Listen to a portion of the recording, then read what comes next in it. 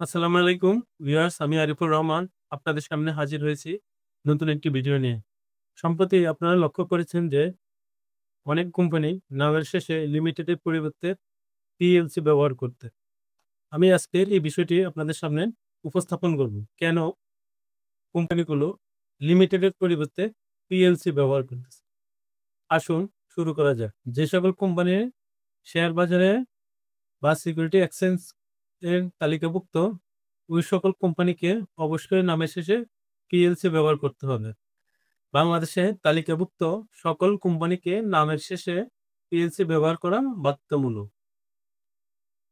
অন্যদিকে 1994 সালের কোম্পানি আইনে 11 ধারায় বলা হয়েছে যে পাবলিক লিমিটেড কোম্পানিগুলোকে অবশ্যই নামের শেষে পিএলসি ব্যবহার করতে হবে।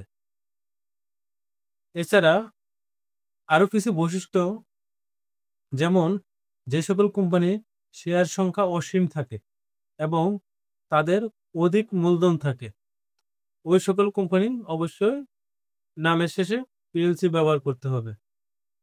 সম্প্রতি এই বিষয়গুলিতে বাংলাদেশ সরকার আরজেসি সিকিউরিটি এক্সচেঞ্জ কমিশন অত্যধিক জোর প্রয়োগ করায় কোম্পানিগুলো লিমিটেডের পরিবর্তে পিএলসি ব্যবহার করা শুরু করেছে। আশা করি আপনারা খুব সহজে বিষয়টি বুঝতে পারছেন। ধন্যবাদ সবাইকে ভিডিওটি দেখার জন্য। ভিডিওটি ভালো লাগলে লাইক, কমেন্ট, শেয়ার করবে, সাবস্ক্রাইব করে পাশে থাকবে।